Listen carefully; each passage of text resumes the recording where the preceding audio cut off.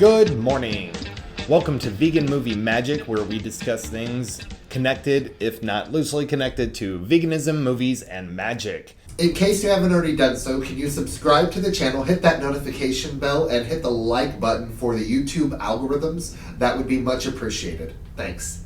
Although we did have that longer 52-minute episode last month, this is technically probably the first real episode. Every episode will focus on the three different categories: veganism, movies, and magic. Veganism will have a rundown of some different vegan products, possibly a recipe, and usually a segment about cryptocurrency. The movies segment of the show is going to focus on a particular film from a particular perspective and an analysis of a particular concept regarding that film. For the magic segment of the show, we're going to focus on a lot of different things, usually something from the world of Kung Fu. The difference between magic and magic with a K, magic with a C or magic with a K, is magic with a C is sleight of hand magic, like street magicians and so forth. Magic with a K refers to power of will and the power of trying to harness the universe to enact your will. In regard to Kung Fu, I would say the magic is the sleight of hand that I'm referring to, which is why I throw it into that category. Everything else I throw into that category is going to be based on some kind of expertise scientifically in some regard, or some kind of interesting, unknown, supernatural, unsolved mysteries of the universe kind of thing. For the vegan segment of the show, we're going to be discussing the company Just, which is an alternative egg company. We're also going to be going over a recipe. Today is going to be vegan candy corn in response to the upcoming holiday at the end of the month. I thought it would be best to get you the recipe before Halloween so you had time to actually prep and make it if you wanted it for the holiday. For the movie section of the show, we're going to be going over Ghostbusters. Today's actually my 38th birthday, and Ghostbusters is the first film I ever seen. As a filmmaker, that's a very important thing to me. Whether or not it's my favorite film of all time, it is one of my favorite films of all time, and I'm really excited to be going over it today in response to another video on Ghostbusters on YouTube that I seen that was insinuating that the movie itself is about nothing. For the magic portion of the show, we got two topics. The first one is going to be going over a Kung Fu related aspect of magic, again with Bill Murray bouncing off the Ghostbusters idea with his very interesting Kung Fu technique that he utilizes in a couple of his films. In addition to that, we're going to be talking about Sir Turkle Norman, who is actually one of the most interesting people to ever come out of the UK, and he is the genius behind the company Bluebird Toys, who created Polly Pocket back in the 90s and the late 80s that led into this toy line Mighty Max. But without any further ado, let's go ahead and jump into the crypto portion and that TradingView tutorial and get right into the show.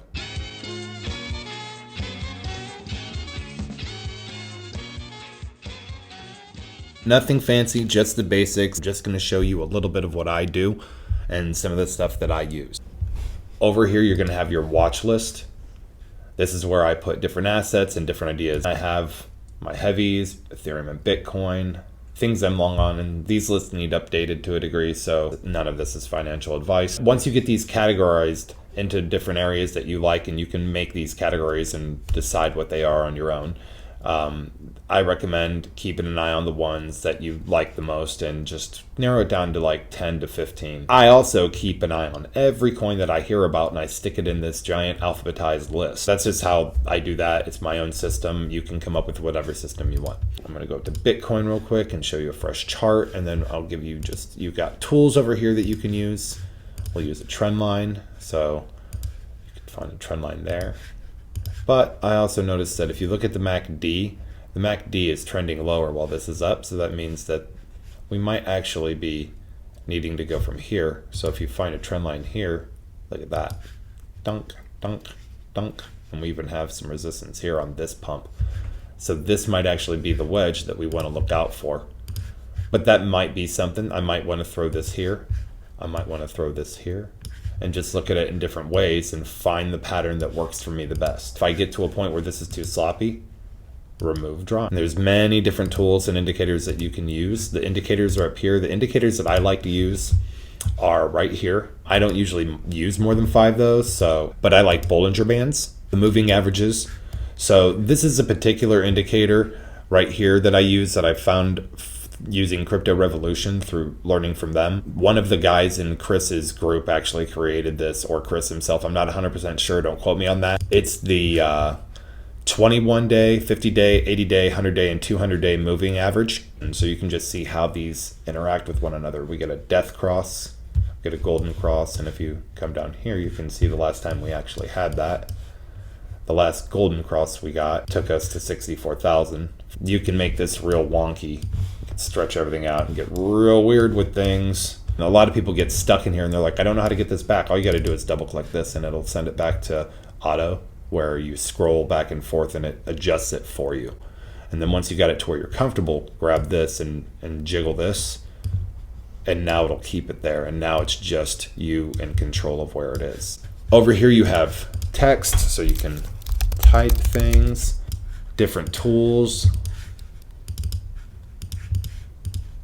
There's lots of different tutorials on TradingView, how you can use it and stuff like that. Mostly I recommend playing with this and playing around and just doing your own work. And you know, it's not the end of the world if this gets crazy and you're just like, just remove the drawings.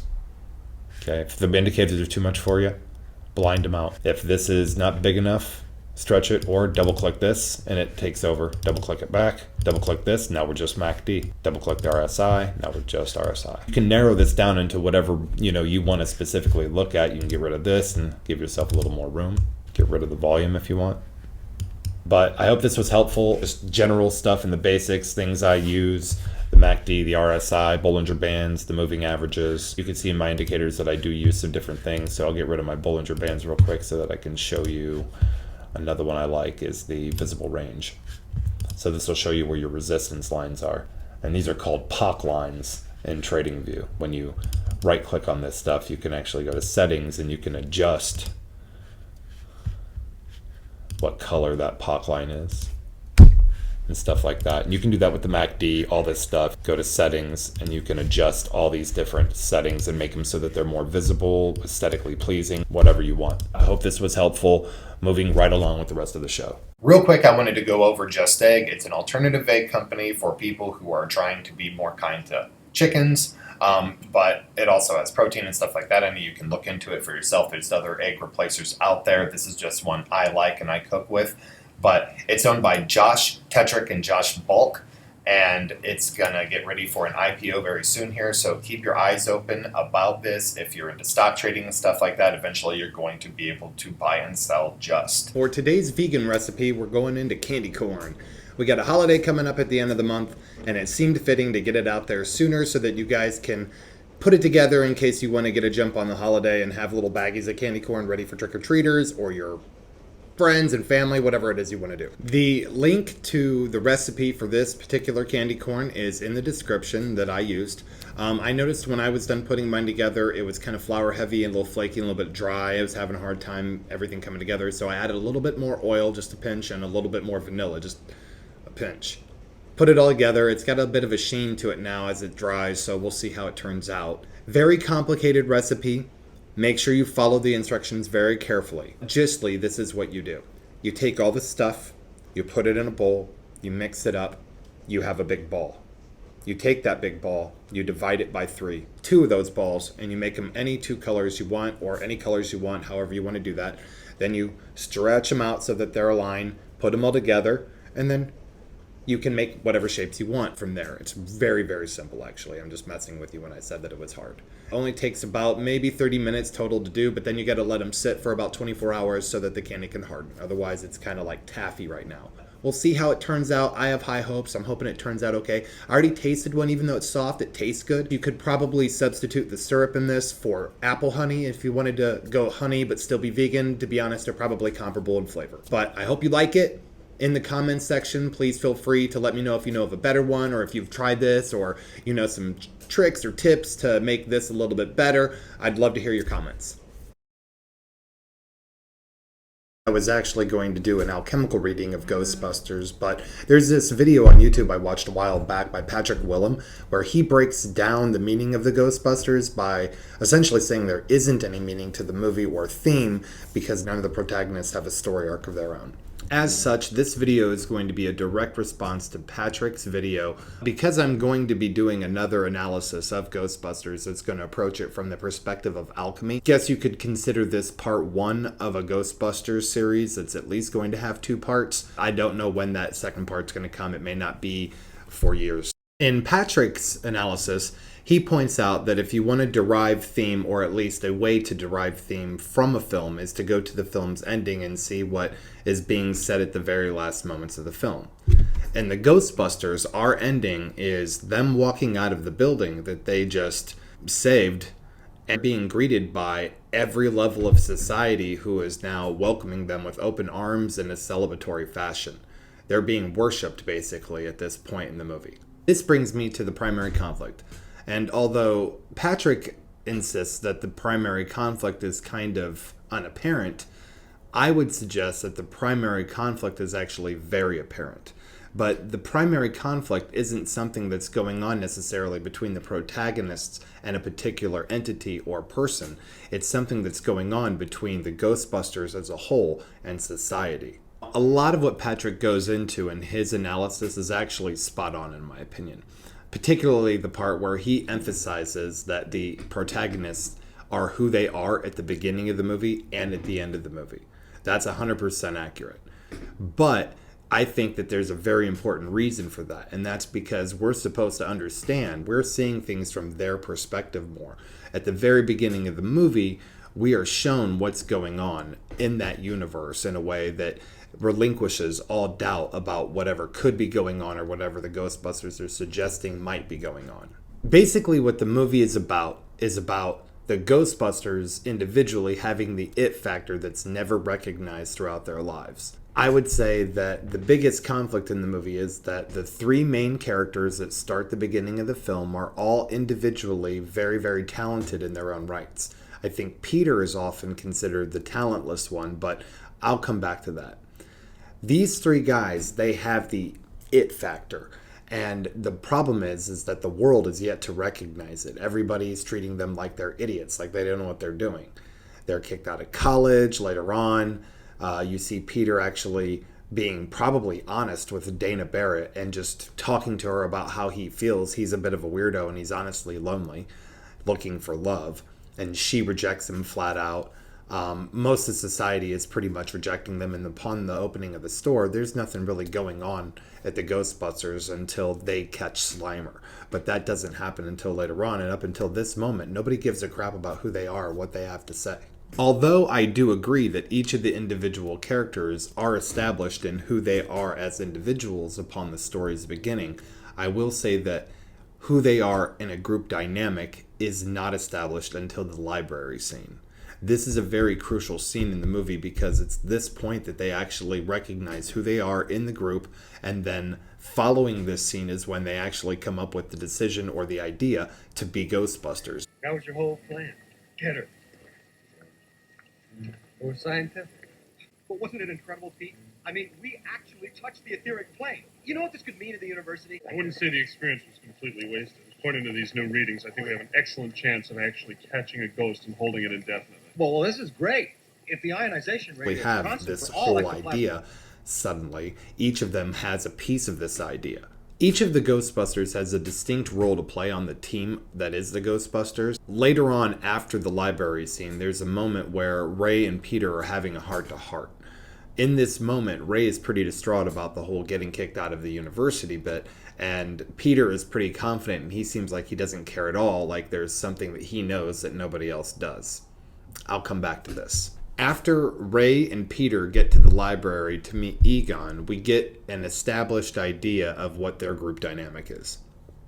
Egon is the brain. He's the one that's all the theory, and he's the one that's doing the majority of the studying and analysis, and he's the one that's trying to take all the data that they gather from going to these different places and put it into some kind of coherent thing that will make some sort of sense.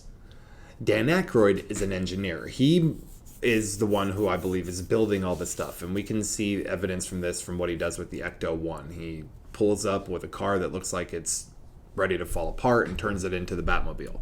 So it makes sense to think that Ray is actually the one that built the proton packs and the trap and the containment unit. But it makes sense also to think that the person who came up with the ideas and the designs and what to actually build for Ray was Egon. But where does Peter stand in all this? Peter is the mouth. He's the guy that goes around and does all the talking. He's a psychologist, he knows how to talk to people, and he's really good at moving and shaking. As this mover and shaker and fast talker, Egon and Ray nominate him to go out and talk to the ghost. This is when he realizes that he doesn't have much luck talking to ghosts because psychology doesn't have much bearing on the dead. They reconvene in the back yet again, and in this moment, it's established that the group has no idea what their actual goal is. And this is where Peter recognizes that they don't actually know what they want to do. They just want to find out if there's ghosts in the world, and once they find that out, question marks. This is obviously a problem for Peter because there's nothing about that that's tangible or anything that can be monetized. This is the moment that I think is really important because this is where Ray steps up and he actually enacts his will and comes up with a concrete idea. And in the moment, it's very comical.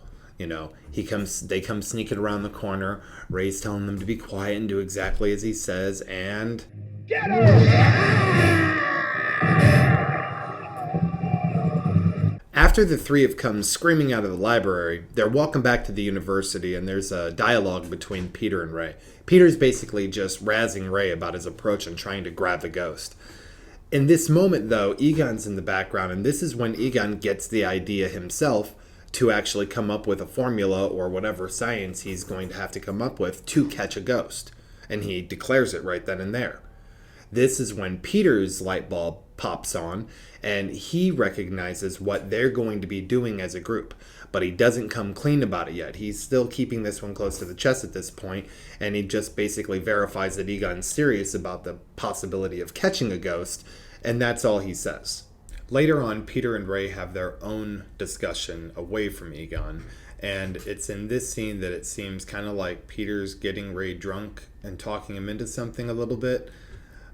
This is the famous private sector speech, and it's pretty infamous at this point.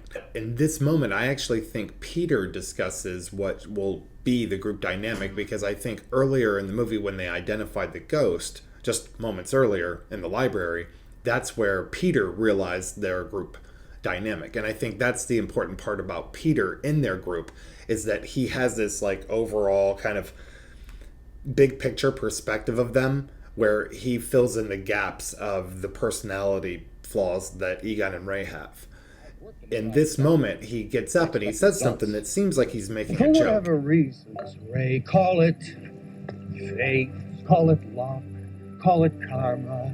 I believe that he starts talking about fate, luck, and karma, and he kind of I sings it believe to him like if he's we were saying, destined- maybe we were lucky to get thrown out, maybe it was, destiny that we got thrown out, maybe I screwed up too many times and there's too many complaints about me to the dean, and that's why we're getting kicked out, and it's totally my fault, and now it's my responsibility to get us out of this mess, kind of a thing.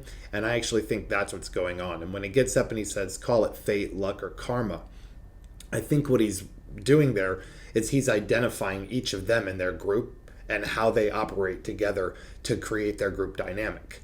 Going down the fate, luck, karma road, we'll start with fate, and I'm going to hand that one to Egon. I think Egon represents fate in the group. He's the one that's the most brilliant. He's the one that's destined to be the next Einstein. Everything that he's coming up with and all of his theories and stuff are what ultimately the others are going to play off of. I think there's a good case to be made that Egon's actually the focal point of the movie, and that everything that happens is really just recognizing his individual greatness as being the next Einstein, but in a much weirder world. In the luck department, we're going to hand this one to Ray. Ray's referred to as the heart of the Ghostbusters later at the end of the movie, and he's kind of the one with the purest intentions throughout the film. He also makes many, many very lucky decisions that pay off. And I think Peter actually uses this to his advantage when he goes for the loan and kind of rolls the dice on Ray's future financially in this decision. I think he uses Ray's good intentions as kind of a shield against bad luck. And later on, it continues when Ray purchases the car and shows up at the firehouse with what looks like a complete wreck of an automobile. Then Peter just kind of lets it go. Later on, we see that he's working on it, and he's probably the one who designs most of their equipment in this capacity. He's probably the chief engineer of the group. But then later on at the end of the film, we see it totally pay off when everybody in the group blanks out to not think of anything that's going to come and kill them, and Ray makes the decision to think up something on his own. And what he thinks of does seem to backfire, but if you take into account the fact that they survive, I don't think it did. I think he actually picked something that, even though it was really big, was made of marshmallows and vulnerable to quite a lot in that capacity, including speed. It didn't get to them very quickly, and it took a while for it to climb up the side of the building. These are factors that played into Egon being able to come up with his decision, which led to them ultimately saving the day. Peter in the group is going to take Karma. He's that most action-oriented, and most of the things that he does are what perpetuates the narrative of the film. His continued pursuit of Dana is what mostly connects them to the scenario with Gozer.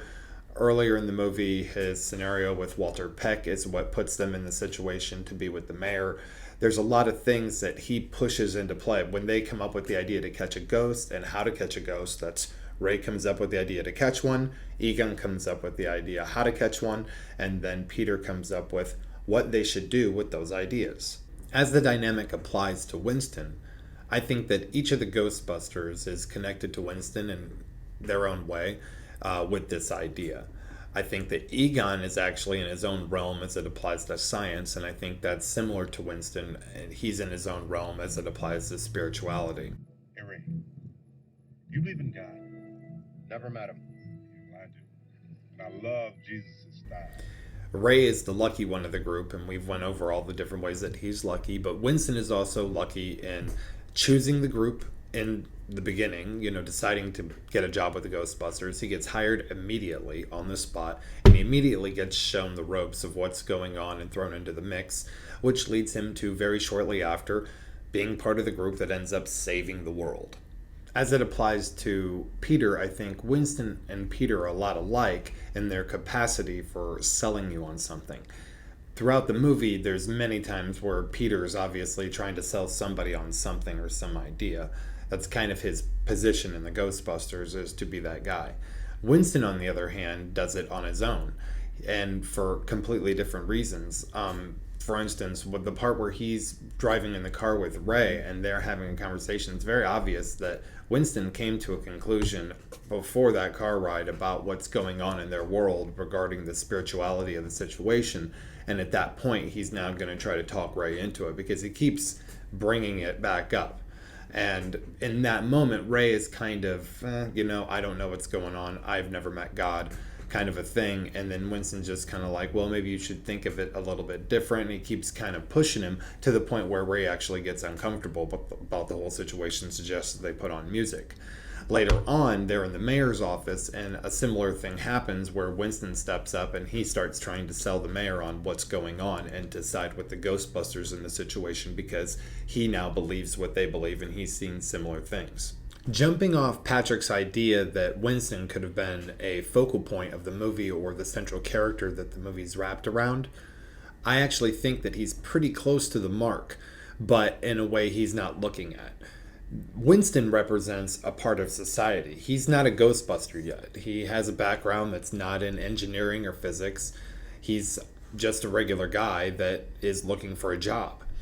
After he gets involved with the Ghostbusters, he develops a perspective that they are right, just like gradually everybody else in the movie is slowly coming to terms with. And although I think that one could derive a central theme to the film as something along the lines of a group of people that get together, and because they stick together, they overcome various obstacles, and then ultimately that leads them down a path of success.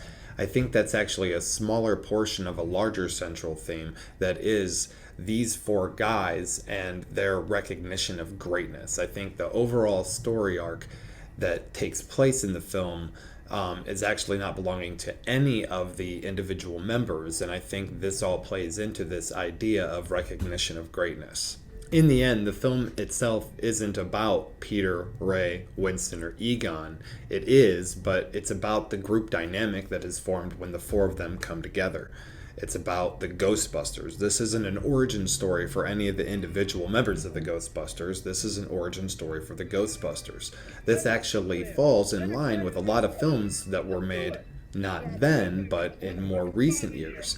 If you look at the general layout of the Ghostbusters, you'll see it actually coincides quite well with an Avengers film. In the Avengers, you have a situation that's very similar. You have a story that emerges, but the main characters in the film, the protagonists, are actually already developed when the movie starts, and they're the same people borderline when the movie ends that they were when this all began.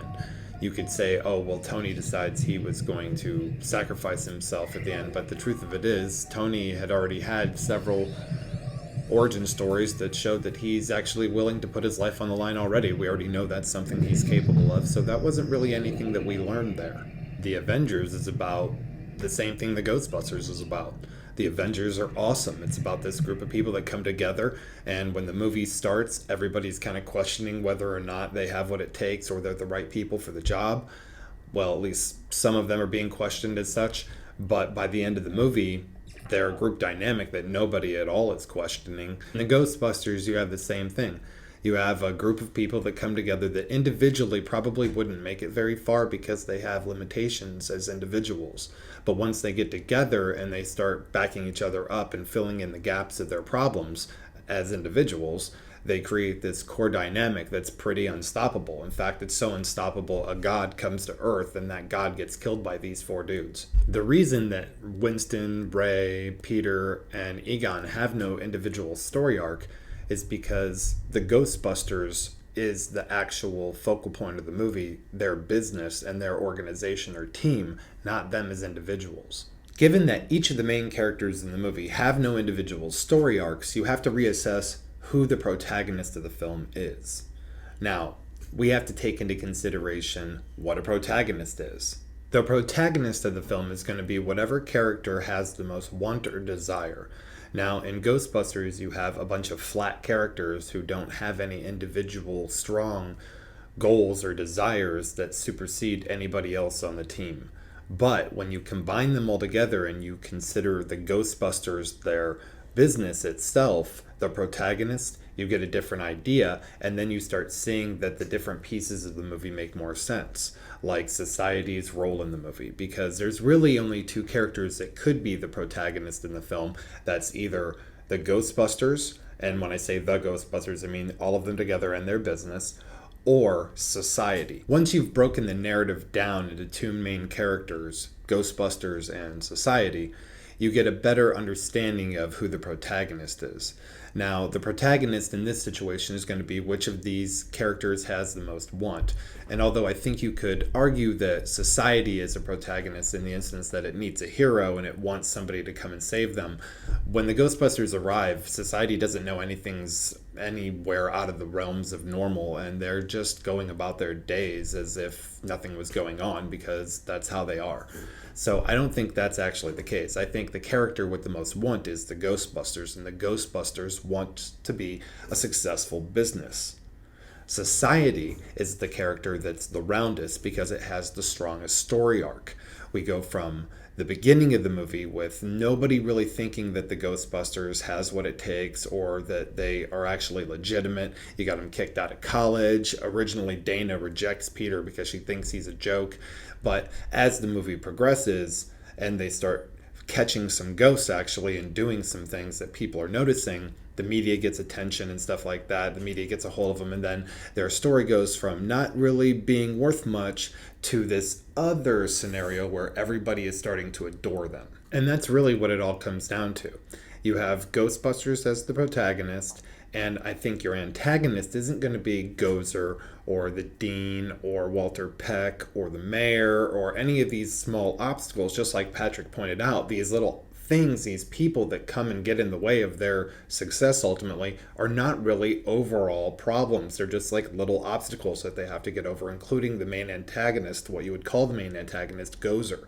But Gozer isn't actually the antagonist. The antagonist is society. And at the beginning of the film, society doesn't accept the Ghostbusters. And at the end of the film, they absolutely accept the Ghostbusters. And that's the whole point. They have to recognize that the Ghostbusters are great. We already know this at the beginning of the film. The Ghostbusters kind of know this about themselves, but there's some doubt, but they're not really having too much doubt throughout the film. Peter really makes up for this with an overwhelming amount of confidence. With Ray, you get some doubt, but it's not the same as normal self-doubt that you might see in a movie. He has doubt more in the antagonist of the film. He doubts society's ability to see what they have and see a value in what they do.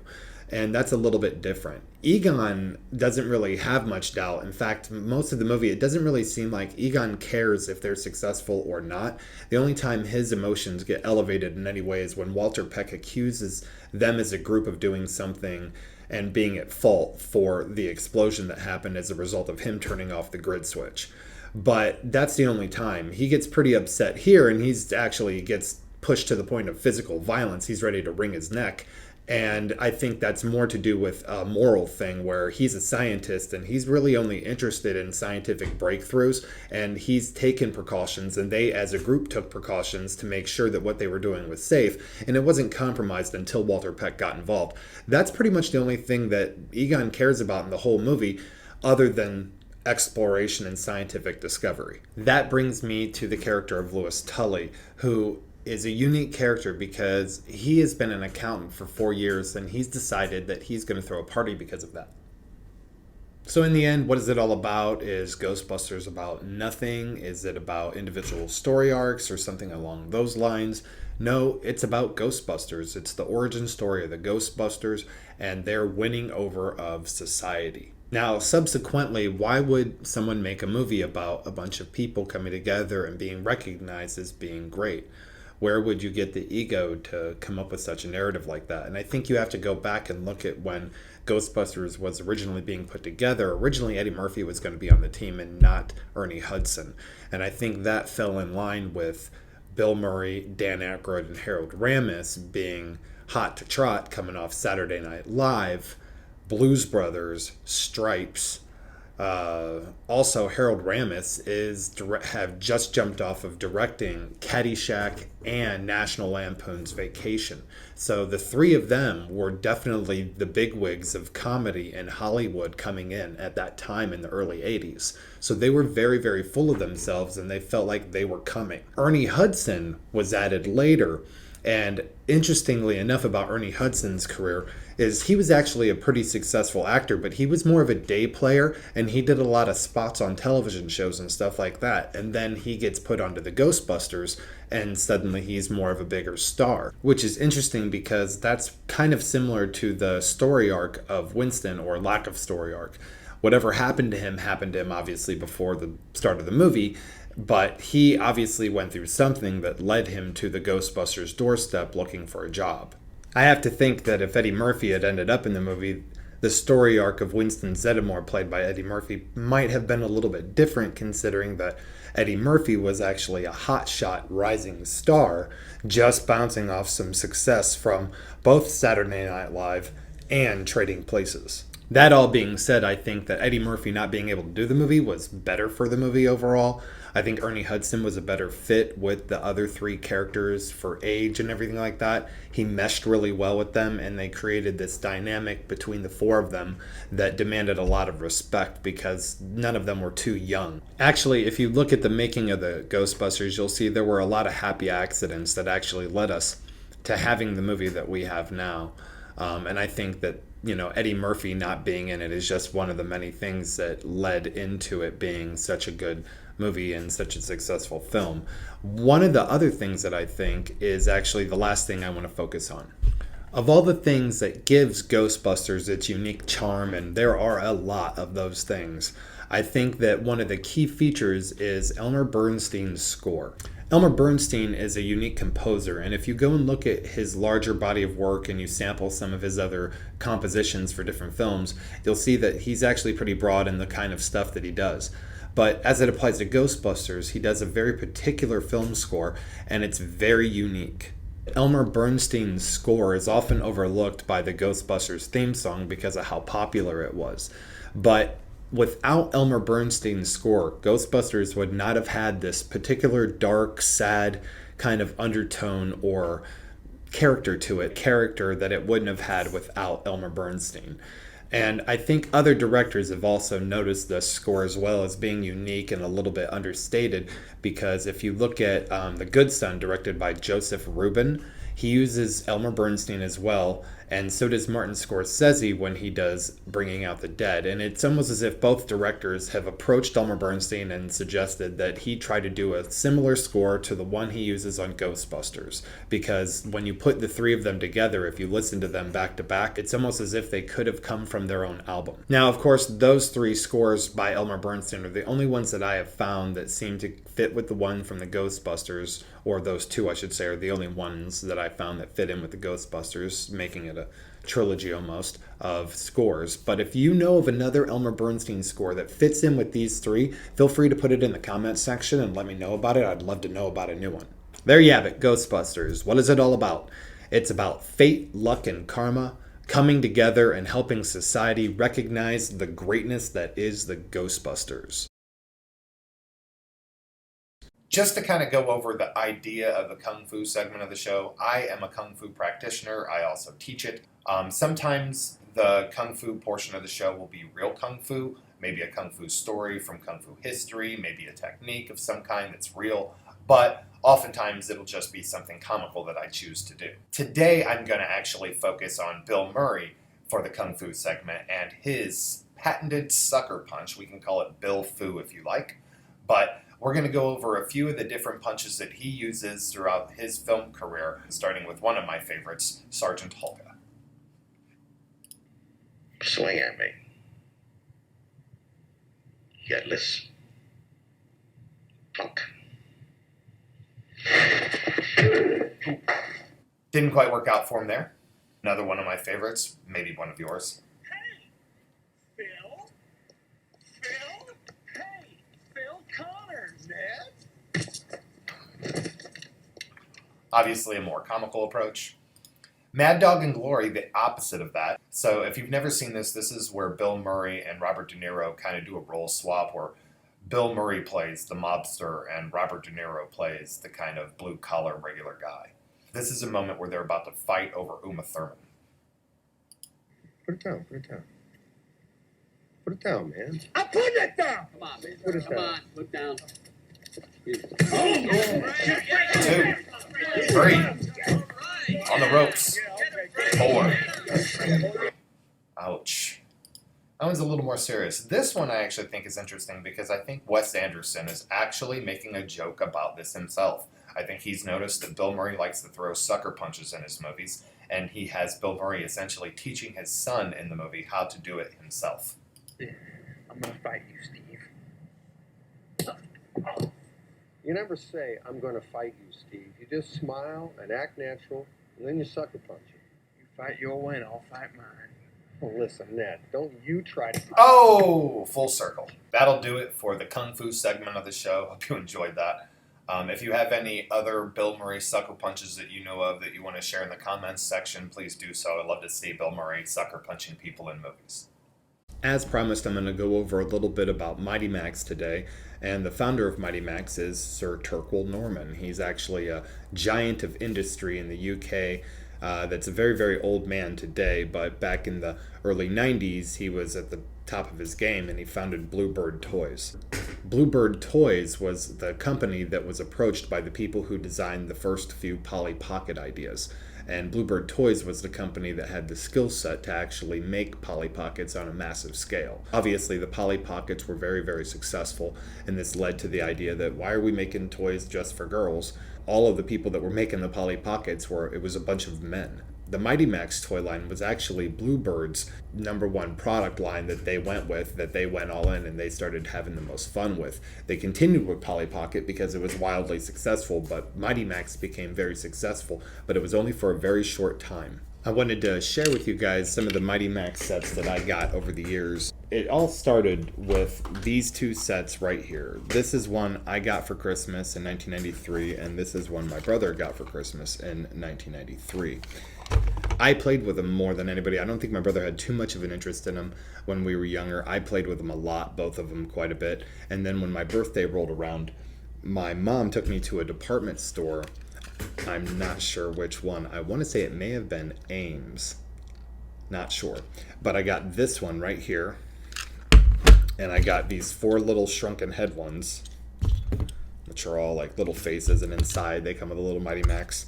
And I got this other shrunken head one, which is actually not as shrunken, and it comes with a villain. This one was really cool. This is actually one of my favorite sets right here, even though it's so small and there's nothing really going on it, just because it comes with a little Cyber Skull villain that's one of the cooler villains in the toy line. Later on, additions to my series include the Dreadstar, which is a ship that actually is quasi-organic material and stuff. It almost reminds you of the Xenomorph made into like if the Xenomorph had actually completely taken over the ship in Alien, what it might have turned into. That's one cool thing about Mighty Max, is Mighty Max toy line is pretty much mimicking all the different movie of the week horror movies. The first one ever was The Skull Dungeon, which was just a play on Frankenstein's monster. But they couldn't come out and call it Frankenstein because they didn't have the rights to these things. So they simply called it Skull Dungeon and made Frankenstein. And you got a little mad scientist in there, Mighty Max in there, and just some laboratory kind of stuff going on in there. And it's kind of cool. When you're a kid, this is a lot of fun. When I was a little kid, I love these. Now I look at them like Fabergé eggs. This is perhaps my favorite. This is Magus. Magnus is a character that actually is not a character at all. He's a vessel that one of the characters in the show that's a regular character, Lava Lord, builds this and uses it to try to kill both Mighty Max and Skullmaster, the main antagonist of the series. This one here is Dragon's Island. And Dragon's Island, here, I'll bring this up so you guys can see this a little bit better, but Dragon's Island was a whole bigger set. I remember I got this for Christmas of 1994 after my birthday, along with this one and a few others. As years would go, I would actually start collecting them on my own and building my set myself. You guys can see from the videos I've shared that I've actually been collecting them for a while, and I have quite a few of them. Mighty Max actually hasn't been made in many, many years. They ran out of favor in the late 90s when many toy companies suddenly stopped making, I guess, micro toys or miniature toys. And because of that, I actually am, because I'm also a sculptor, I make the miniatures. Ooh, you can't even see that. So I make them myself. This is one I'm working on right now. This one's going to be Batman when it's done. I'm also making Tim Curry from Legend, and I still need a painter, but this is actually Mighty Max's mother, who is a regular part of the series as an archaeologist, but she's not actually in the toy line represented at all, and I wanted to have one of her, so I made one.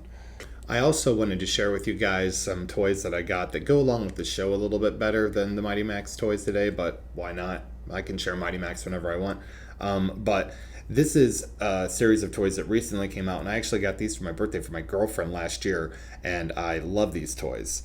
They're very, very lifelike, realistic. They're promotional materials for the new movie that's coming out, and each of them comes with their own set of stuff, and I've mixed and matched them a little bit. I'm not sure who came with what exactly at this point, but I've been playing with them. I'm a big fan of toys, and I collect toys. I also have the cool thing about these toys is the cards that they come with, which when you're a collector, you call the box. They come with a card. Anyway, the idea is to try to keep that box in as good a condition as possible. And this particular toy line is very cool because all you have to do is break the tape that closes it, and the box is open very intuitively, and you can take all the pieces out without damaging the packaging. And then you can put it all back together so that later on, when you want to put it back in its package and put it on the wall or whatever, you can do that very easily. It's a very cool idea. Big fan of these toys. They're a newer toy line of the Ghostbusters that you can check out. You can still get them in stores, and I want to say there's a series 2 that's been added to them where they're older because of the new movie that's coming out. So you might want to check that out. I think they're very cool. So just so it's clear, the reason that I connected Mighty Max to the magic portion of the show is because, and I'm going to call it fiction magic because there's obviously fiction magic in the world of fantasy. The story and the narrative that was made to support the toy line in the animated series is actually the story of 2 wizards that are at war with one another that are manipulating various elements of society to kind of try to win. You have Virgil on the side of good, and you have Skullmaster on the side of bad, and Virgil approaches Mighty Max to carry the cap, which is the cap of power, or the cosmic cap, which is basically a key to all these different portals throughout the universe that can be used to maximize his time spent saving the world so he can get around a lot quicker. They're basically the lost portals of the gods. That's how Virgil explains it. And Skullmaster is trying to get it because when Skullmaster has it, in addition to something that he has upon the beginning of the show, the Crystal of Souls, he can use it to actually reverse time and do all kinds of crazy stuff. It's kind of like the Avengers and the Infinity Stones.